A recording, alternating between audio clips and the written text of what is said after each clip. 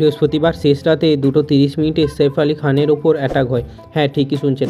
এক আততায়ী সৈফ আলী খানকে ছুরি দিয়ে প্রায় 6 বার আঘাত করে এবং 2টি বড় বড় ক্ষতের সৃষ্টি করে, যার মধ্যে একটি গলা এবং অন্যটি মেরুদণ্ডে। এরপর 3টা থেকে 3:30টার মধ্যে তাকে লীলাবতী হাসপাতালে ভর্তি করা হয়। বর্তমানে বিভিন্ন সার্জারির পর তিনি ভালো আছেন, তবে এখন আইসিইউতে রয়েছে। পুলিশ ইনভেস্টিগেশন করছে। তারা দুটো ঘটনা বলছে। এক, তার বাড়িতে চুরি করতে এসে বাড়ির কাজের লোকের সাথে হাতাহাতি হয়, সেই মুহূর্তে সৈফ আলী খান ঢুকে পড়ে। অন্যটি হলো ওই মানুষটি সৈফ আলী খানের বাচ্চার ঘরের দিকে গিয়েছিল, তখন তাদের মধ্যে মারামারি হয়। তবে পুলিশের মতে আততায়ীকে নাকি সিসিটিভি ক্যামেরায় দেখা গিয়েছে। এখন প্রশ্ন হলো, এত সিকিউরিটি থাকা সত্ত্বেও আততায়ী কীভাবে বাড়িতে ঢুকলো? ওই এলাকায় বহু ফিল্ম স্টার, বহু বিজনেসম্যানের বাড়ি রয়েছে। কয়েকদিন আগে সলমন খানের ওপর হামলা হয়েছিল, এখন সৈফ আলী খানের ওপর এই হামলা হচ্ছে। তাহলে এর পেছনে কি বিষ্ণুই গ্যাং রয়েছে, নাকি বোম্বেতে দাউদের মতো নতুন কোনো আন্ডারওয়ার্ল্ড গ্যাংয়ের উৎপত্তি হচ্ছে? আপনার মতামত অবশ্যই কমেন্টে জানাবেন।